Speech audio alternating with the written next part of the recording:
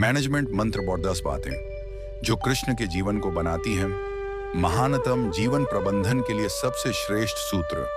5 वर्ष पहले जन्म से लेकर देह त्याग तक भगवान कृष्ण के जीवन की लगभग हर घटना में कोई सूत्र है। युद्ध भूमि पर दिया गया गीता का उपदेश संसार का श्रेष्ठतम ज्ञान माना जाता है। मैनेजमेंट मास्टर कहें या जगत गुरु, गिरधारी कहें या रणछोड़, भगवान कृष्ण के जितने नाम हैं उतनी कहानियां। जीवन जीने के तरीके को अगर किसी ने परिभाषित किया है तो वो कृष्ण है। कर्म से होकर परमात्मा तक जाने वाले मार्ग को उन्हीं ने बताया है। संसार से वैराग्य को सिरे से नकारा, कर्म का कोई विकल्प नहीं, ये सिद्ध किया। कृष्ण कहते हैं, मैं हर हाल में आता हूं। जब पाप और अत्याचार का अंधकार होता है तब भी, जब प्रेम और भक्ति का उजाला होता है तब भी, दोनों ही परिस्थिति में मेरा आना निश्चित है। वैसे तो कृष्ण का संपूर्ण जीवन ही एक प्रबंधन की किताब है, जिसे सैकड़ों हजारों बार कहा सुना जा चुका है। कुरुक्षेत्र में 2 सेनाओं के बीच खड़े होकर भारी तनाव के समय कृष्ण ने अर्जुन को जो ज्ञान दिया वो दुनिया का श्रेष्ठतम ज्ञान है। गीता का जन्म युद्ध के मैदान में 2 सेनाओं के बीच हुआ। जीवन की श्रेष्ठतम बातें भारी तनाव और दबाव में ही होती हैं। अगर आप दिमाग को शांत और मन को स्थिर रखने की कोशिश करें तो सबसे बुरी परिस्थितियों में भी आप अपने लिए कुछ बहुत बेहतरीन निकाल पाएंगे। ये कृष्ण सिखाते हैं। गीता पढ़ने से पहले अगर इसी बात को समझ लिया जाए तो गीता पढ़ना सफल हुआ।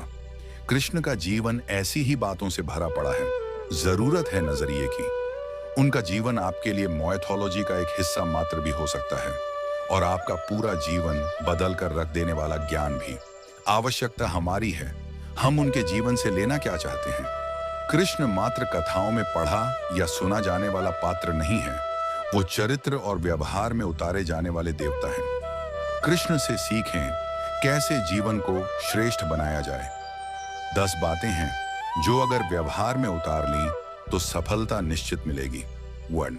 शुरू से अंत तक जीवन संघर्ष ही है। कारागृह में जन्मे कृष्ण पैदा होते ही रात में यमुना पार कर गोकुल ले जाया गया। तीसरे दिन पुतना मारने आ गई। यहां से शुरू हुआ संघर्ष देह त्यागने से पहले द्वारिका डुबोने तक रहा। कृष्ण का जीवन कहता है, आप कोई भी हो, संसार में आए हैं तो संघर्ष हमेशा रहेगा। मानव जीवन में आकर परमात्मा भी सांसारिक चुनौतियों से बच नहीं सकता। कृष्ण ने कभी किसी बात की शिकायत नहीं की, हर परिस्थिति को जिया और जीता। कृष्ण कहते हैं, परिस्थितियों से भागो मत, उसके सामने डटकर खड़े हो जाओ, क्योंकि कर्म करना ही मानव जीवन का पहला कर्तव्य है। हम कर्मों से ही परेशानियों से जीत सकते हैं। 2. स्वस्थ शरीर से ही विजय है। कृष्ण का बचपन माखन मिश्री खाते हुए गुजरा। आज भी भोग लगाते हैं हम, लेकिन ये संकेत कुछ और है। आहार अच्छा हो, शुद्ध हो, बल देने वाला हो। बचपन में शरीर को अच्छा आहार मिलेगा तो ही इंसान युवा होकर वीर बनेगा। शरीर को स्वस्थ रखना है तो बचपन से ध्यान देने की जरूरत है। ये पैरेंटिंग के दौर से गुजर रहे युवाओं के लिए बड़ा मैसेज है। अपने बच्चों को ऐसा खाना दें जो उनको बल दे। सिर्फ स्वाद के लिए ही ना खिलाएं, तभी वे बड़े होकर स्वयं को और समाज को सही दिशा में ले जा पाएंगे। 3. पढ़ाई किताबी ना हो, रचनात्मक हो।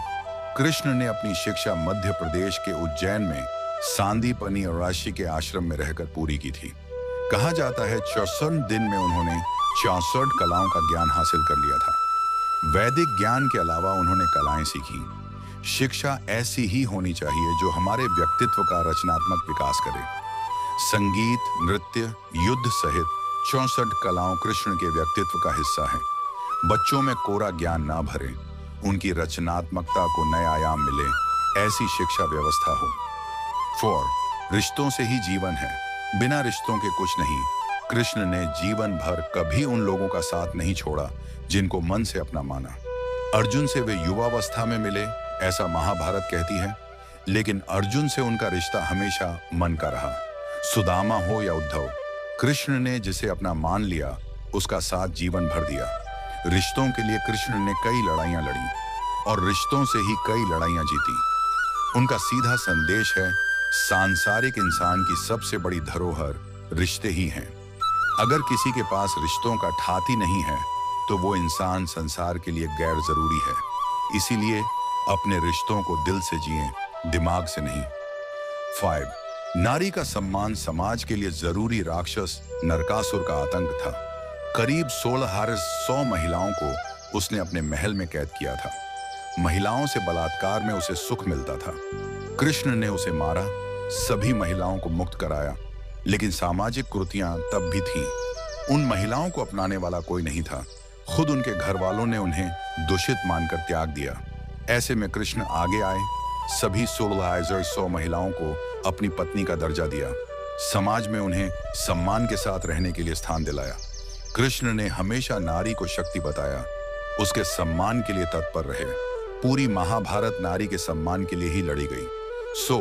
आप कृष्ण भक्त हैं तो अपने आसपास की महिलाओं का पूरा सम्मान करें। कृष्ण की कृपा पाने का यह सरलतम मार्ग है। 6. आपके मतभेद अगली पीढ़ी के लिए बाधा ना बने। कम ही लोग जानते हैं कि जिस दुर्योधन के खिलाफ कृष्ण ने आजीवन पांडवों का साथ दिया, उसकी मौत का कारण भी कृष्ण की कूटनीति बनी। वही दुर्योधन रिश्ते में कृष्ण का समधी भी था। कृष्ण के पुत्र साम ने दुर्योधन की बेटी लक्ष्मणा का अपहरण करके उससे विवाह किया था, क्योंकि लक्ष्मणा साम से विवाह करना चाहती थी, लेकिन दुर्योधन खिलाफ था। साम को कौरवों ने बंदी भी बनाया था। तब कृष्ण ने दुर्योधन को समझाया था कि हमारे मतभेद अपनी जगह हैं, लेकिन हमारे विचार हमारे बच्चों के भविष्य में बाधा नहीं बनने चाहिए। दो परिवारों के आपसी झगड़े में बच्चों के प्रेम की बलि न चढ़ाई जाए। कृष्ण ने लक्ष्मणा को पूरे सम्मान के साथ अपने यहाँ रखा। दुर्योधन से उनका मतभेद हमेशा रहा, लेकिन उन्होंने उसका प्रभाव कभी लक्ष्मणा और साम की गृहस्थी पर नहीं पड़ने दिया। 7.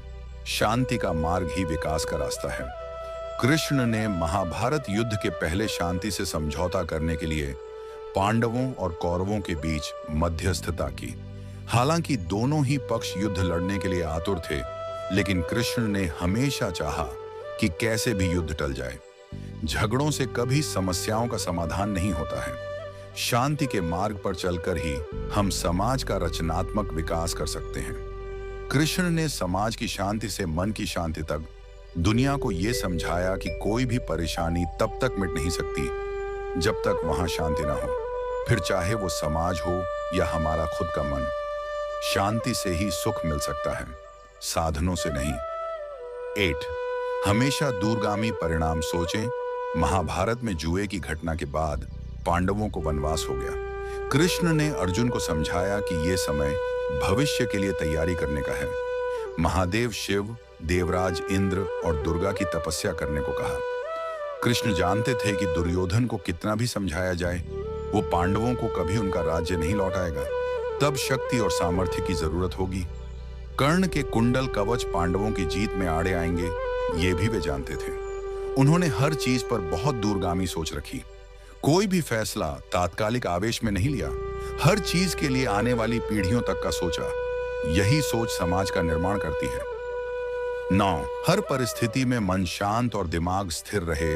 पांडवों के राजसूय यज्ञ में शिशुपाल कृष्ण को अपशब्द कहता रहा। छोटा भाई था, लेकिन मर्यादाएं तोड़ दी। पूरी सभा चकित थी, कुछ क्रोधित भी थे, लेकिन कृष्ण शांत थे, मुस्कुरा रहे थे। शांति दूत बनकर गए तो दुर्योधन ने अपमान किया। कृष्ण शांत रहे। अगर हमारा दिमाग स्थिर है, मन शांत है, तभी हम कोई सही निर्णय ले पाएंगे। आवेश में हमेशा हादसे होते हैं, ये कृष्ण सिखाते हैं।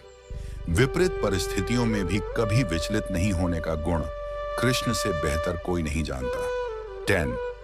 लीडर बने, श्रेय लेने की होड़ से बचें। कृष्ण ने दुनिया भर के राजाओं को जीता था। जहां ऐसे राजाओं का राज था जो भ्रष्ट थे, जैसे जरासंध, लेकिन कभी किसी राजा का सिंहासन नहीं छीना।